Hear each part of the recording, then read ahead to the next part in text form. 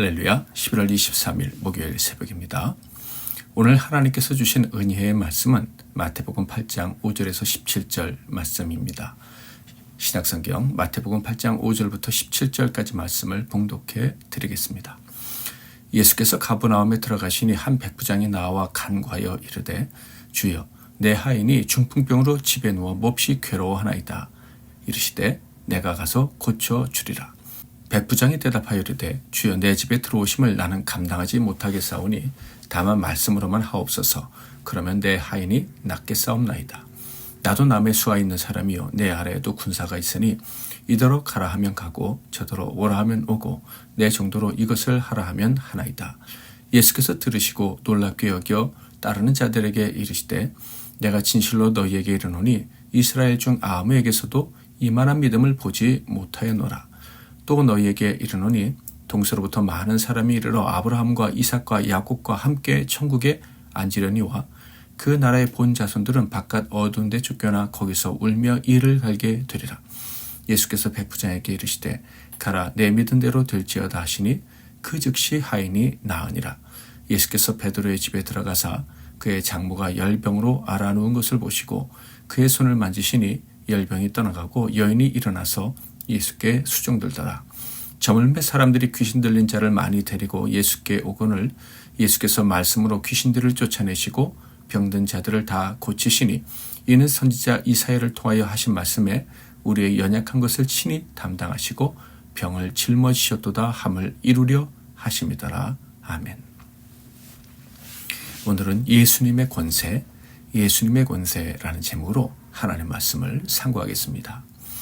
오늘 주신 말씀은 아주 놀라운 이야기로 시작이 됩니다. 그 이야기는 로마의 군인, 즉 로마가 점령한 식민지의 고급 장교가 유대 청년인 예수님의 권세를 인정하고 그 앞에 엎드려 은혜를 입은 이야기입니다. 마태복음 8장은 예수님의 권능은 말씀, 즉 산상수훈에서만 나타나는 것이 아니라 그분의 삶과 사역에서도 동일하게 나타나는 것이라는 것을 강조하고 있습니다. 그런데 놀라운 것은 그 권능은 단순히 영적이거나 교회 혹은 유대인의 영역에서만 효력이 있는 것이 아니라는 것이죠.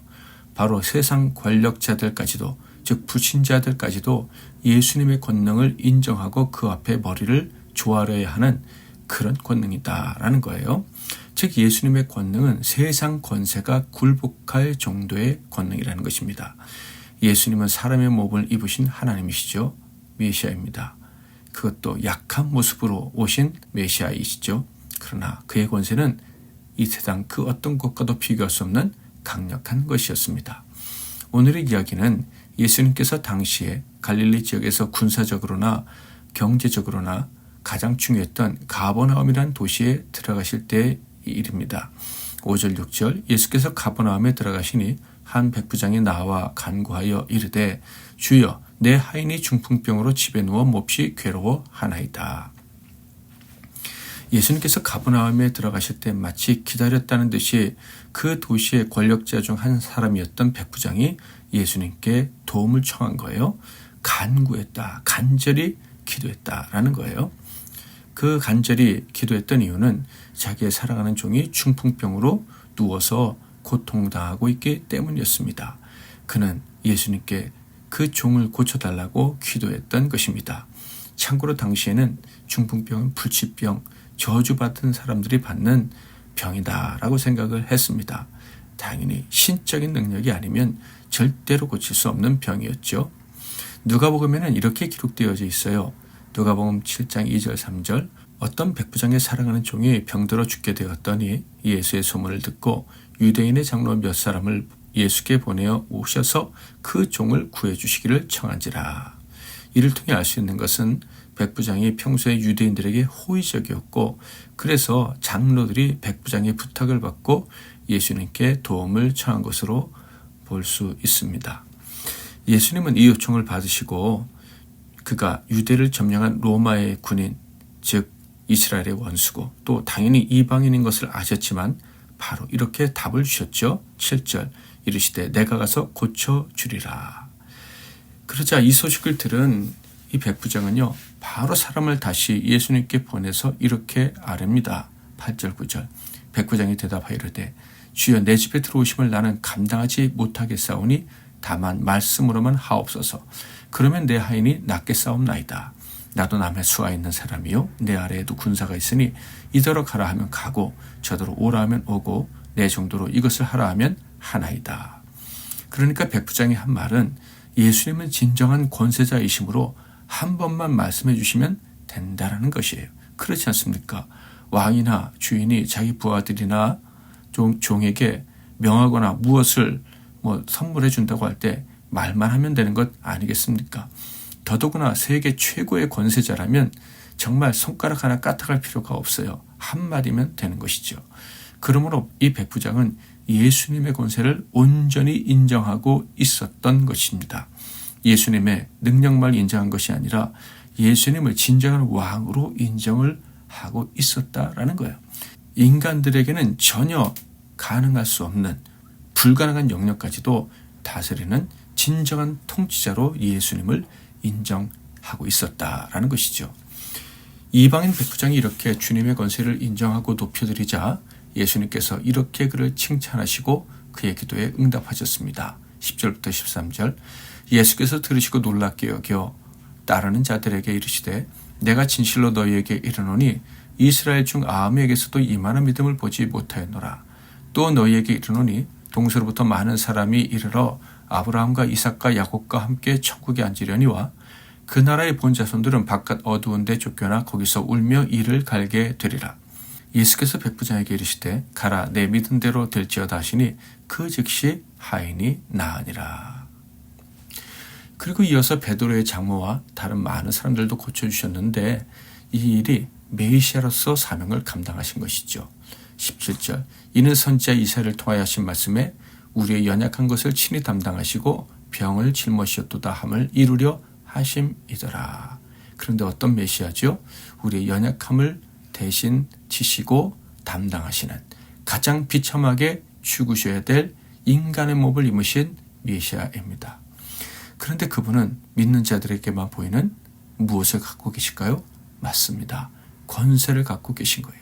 연약한 인간으로 오신 메시아고 인간의 연약함을 짊어지시고 십자가에서 죽으실 분이시지만 믿는 자의 눈에는 그분이 이 세상 그 누구도 비교할 수 없는 따를 수 없는 권세를 가지신 분으로 보이는 거예요. 그 권세를 여러분은 볼 수 있습니까?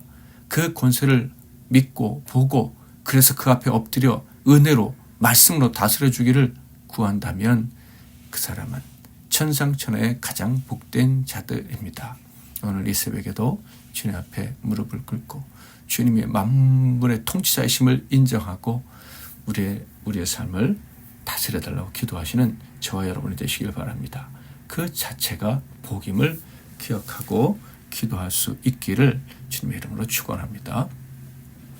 생명 주께 있네 찬양하고 기도하겠습니다.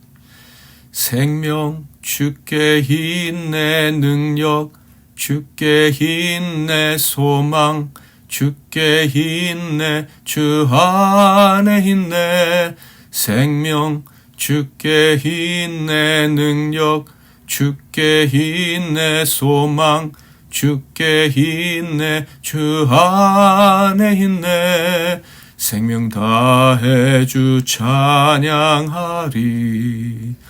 힘을 다해 주 찬양하리 내 생명 다해 내 힘을 다해 모든 소망 주님께 생명 주께 있네 능력 주께 있네 소망 주께 있네 주 안에 있네 주께.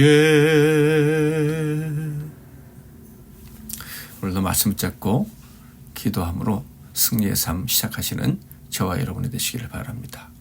하나님 아버지 오늘도 저희들에게 말씀 들려주시니 감사합니다. 이 말씀 온 땅의 권세자이신 예수님의 말씀이기에 우리에게 주신 모든 말씀은 그대로 성취되는 줄 믿습니다. 이 사실을 믿게 해주셔서 감사합니다. 주님의 말씀대로 이루어질 줄 믿고 그 말씀을 하시는 주님은 온 땅의 권세자이심을 믿고 그 권세자께 은혜를 구하는 저희들은 복받은 자인 줄 믿고 감사합니다.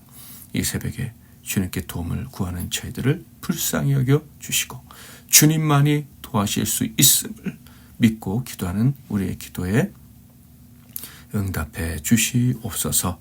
예수 그리스도 이름으로 기도하옵나이다. 아멘.